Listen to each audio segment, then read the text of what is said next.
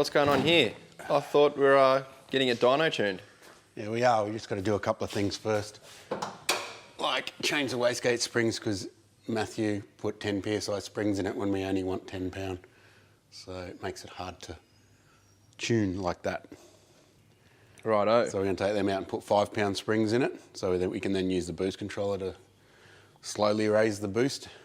And we're going to put 2 new oxygen sensors in it because these ones are ancient and they do like having a decent oxygen sensor in them. So, what's up with the oxygen sensors? What's going on? oh, nothing. They're just old and they get worn out, so we'll just put some fresh ones in it. So. Yeah, old VT Como ones, are they? Yeah, or VX or something. So they look like they're about 20 years old. You've been a bit busy. What's going on in the background over here? Something under the blankets? It's a Tirana. You're going to see that on the skid factory? Nope. It's a lift-back Tirana with a Ls3 in it and a Tremec Magnum and a Motec and all this other fancy stuff. What do you think will be faster, this or that thing? This. It doesn't have turbos on it, so what do you think? That's true. So road test was successful and now we're fitting wastegate springs. Is that a hard job? No. Do you have to pull the wastegates off to do that? Just 6 Allen-headed bolts out the top. Pop the spring out. Put the new one in.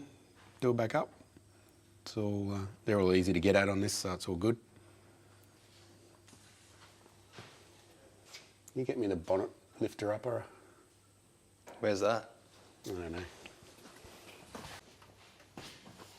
You mean this one? Yeah, that's it.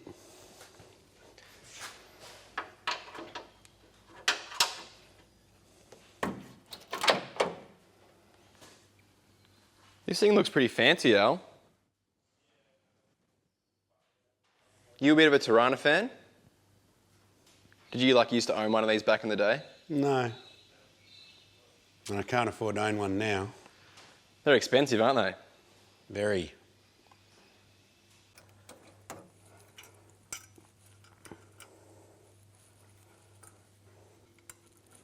So did Matt design this in the way that they're easy to get to? Because I know in the past I've gone to replace wastegate springs and 9 times out of 10 the car's been in the dyno and it's hot as shit and you burn your fingers and your arms and you have to take the wastegate off and do it in the vise. Yeah, that sounds pretty normal to me. I think we just got lucky. Just right there, dude. Easy to do. So what springs are in it now? What do these come with Well, it from comes standard? with a pair of springs that is 15 pound. So I said take a spring out because that's too much. So he took out the wrong one and left it at 10 pound. So we want to be able to adjust boost because we don't actually know what's going to happen. So it's best to be able to go between 5 and 10 pound using the controller rather than just being stuck at 10 pounds. So we can then make use of that. So 10 pound is your minimum pressure if you put a 10 pound spring in it. You can't go lower than that unless you shut the throttle. So we're throwing a 5 pound spring in and then we can make use of the Go Fast Bits boost controller, yes? Yep, that's right. Is that going to twang off in your face and knock you out? No.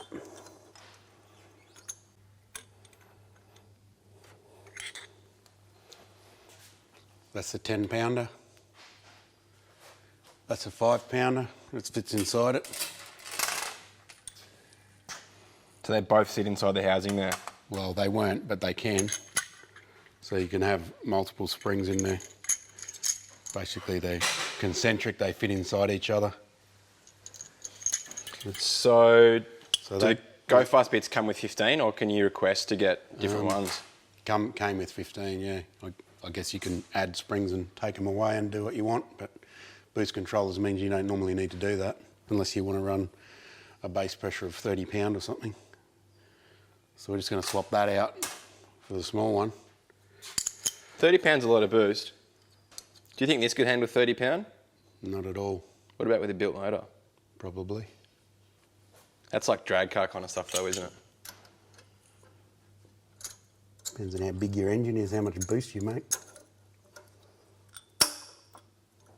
5.7 litres of pure Australian Chev badge glory. Probably built in Canada, actually. This motor. Canada, eh? I've got a few Canadian viewers. My friend Corbin's over there doing a snow season, and he was telling me how his roommates watch the Skid Factory. Yeah, cool. I watch The Boss Garage. That's a cool show. Yeah, he's pretty cool, eh? He's Canadian, and he likes Cummins, so he's my compadre. I thought you were a Duramax guy. Not really. Both. So it's that easy, Al, done. That easy. Makes it a bit harder when you're on the dyno and it's red hot though, isn't it? That's why we're doing it now. We could have left it for Matthew. Where are you, Matthew? It's probably at work. Oh, that's right. He's got a job, doesn't he? Yeah.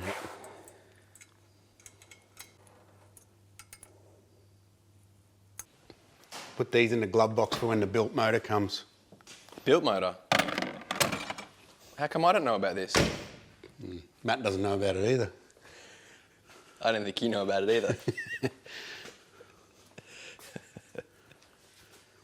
O2 sensors? Yep. Aren't they like super expensive? Nope. Cheap as.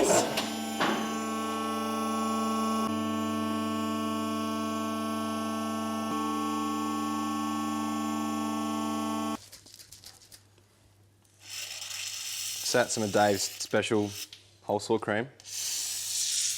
No, it's Subaru spray. Or seafoam, I think they call it in. Well, like upper cylinder cleaner. Yeah. It works pretty good as a penetrant. Who knew?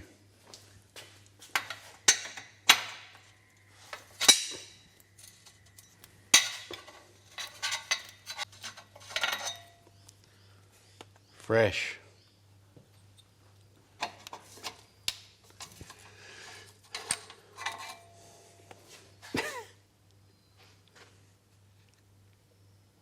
That looks nice, man. It's got a dent in it.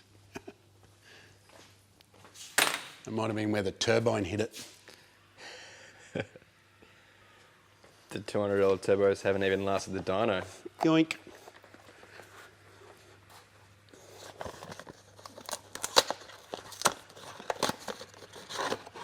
I thought O2 sensors was like a really super expensive thing. Or is it because it's Ls1 and then they make 5 billion of them that they're cheap? Yeah, I think that's it. Can you tell us the story behind Kramer?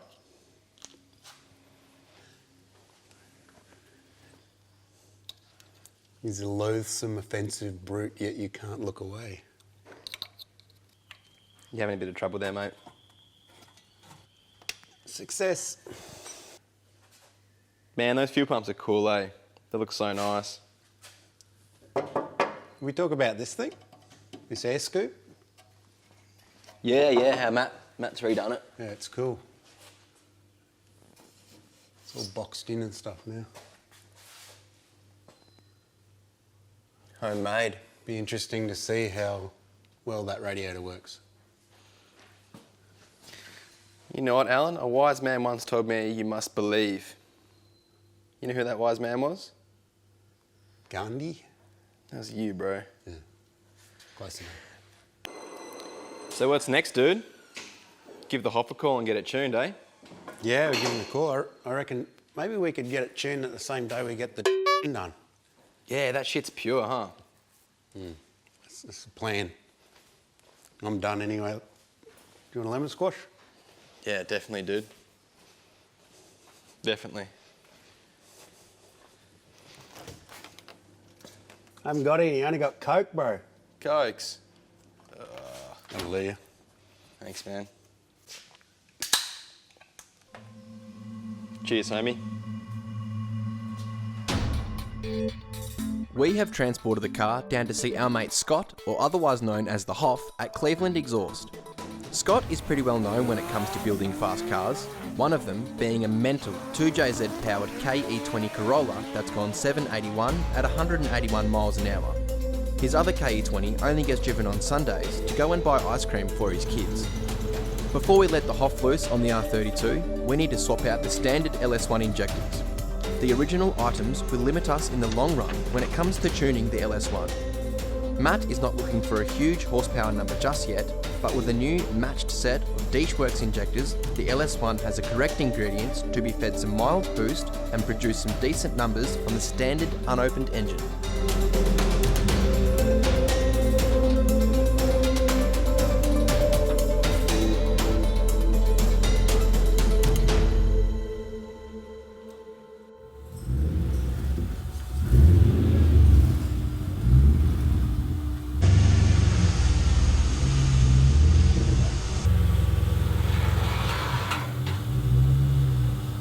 Here we are at the final stage of the build, which is the Dyno Tune. We're down here to see the Hoff at Cleveland Exhaust, and we're actually here doing another project, and the Hoff kindly said that we could bring the Skyline along and throw it on the dyno while we're here to get it tuned. We've thrown in some Dyno injectors, which were £95 95 in pound. the old language. Matt's thrown on some eBay turbine covers to help keep some of the heat in there. Matt does love his eBay stuff, if you can't tell. And we've got a 2-bar map sensor in there as well, so we can read up to 14 PSI of boost, which is plenty enough for these current turbos. We're not aiming for huge numbers, so don't freak out when you don't see, I think the figure was something like 700 or 800 horsepower. Some of the YouTube comments were throwing out there, but it's only got 5 pound wastegate springs in there, so it's minimal. 5 pound boost is way better than 0 pound boost. We can also make use of the Go Fast Bits G-Force 3 boost controller then anyway to gain more boost anyway. So let's get the Hoff in here and run it up, see how we go. Hoff, where are you?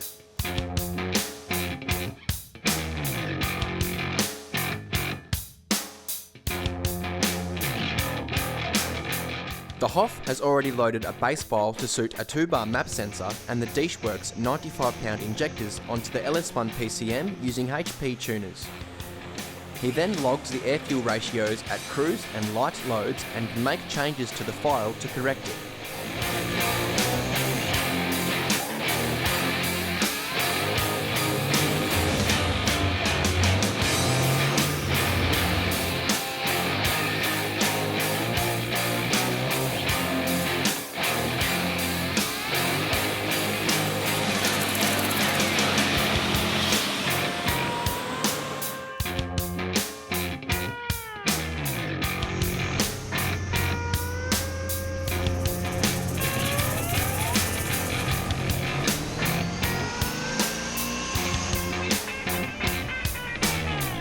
Tuning the Ls1 Pcm is a lot more time consuming than using an aftermarket ECU such as a Haltech. Logs are taken after each test and the file is modified and reflashed onto the PCM. Once Scott is happy with the tune at cruise and light loads, he slowly adds more loads to the engine, logs and repeats.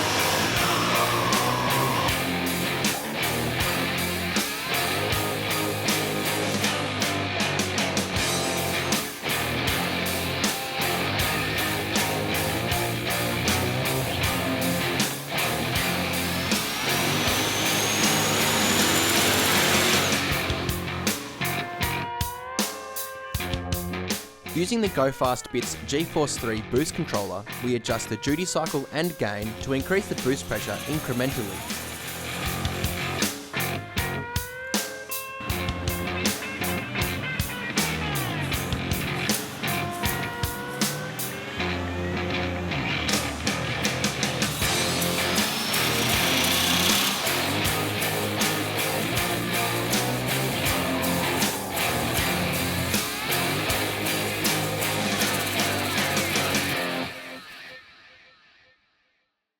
Everything's going according to plan so far.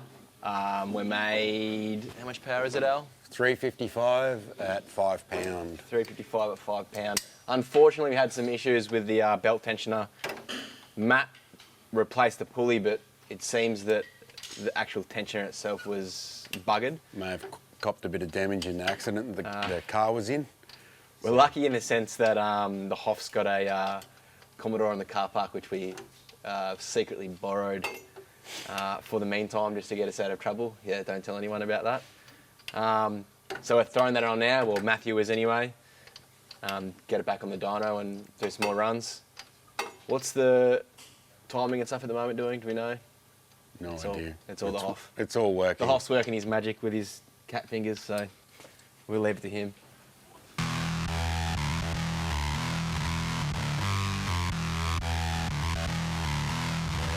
The belt tensioner has been replaced and the Hoff gets back to tuning to add some more boost.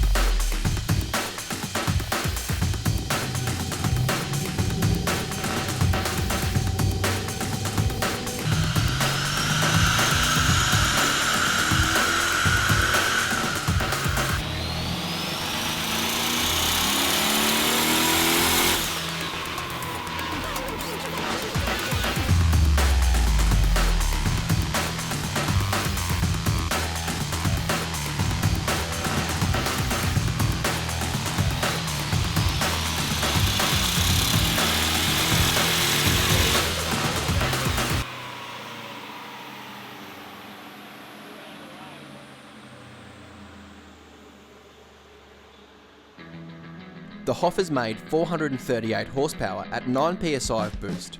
This is all the standard unopened engine is going to allow due to valve float. For this engine to make more power, it will need an upgraded valve train, head studs and gaskets. Nonetheless, Matt is stoked with the result and we can't wait for it to be tested out of the track.